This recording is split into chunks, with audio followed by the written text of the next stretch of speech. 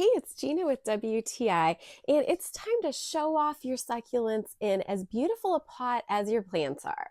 When I saw this planter from Eightpot, I knew it was exactly what I was looking for to not just fit into the decor of my home, but also be big enough to allow me to plant several different types of succulents.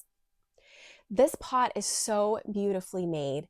It's out of a very durable ceramic. I love the texture of the pattern. It has some really beautiful raised motifs that are reminiscent of mid-century modern. I got the white pot. Now this isn't completely white. It has some grayish bay accents to it that I really think are gorgeous. This comes with a beautiful bamboo plate that goes underneath. So not only is it aesthetically pleasing, but it's very functional because it'll catch any water droplets. So it keeps things neat and tidy.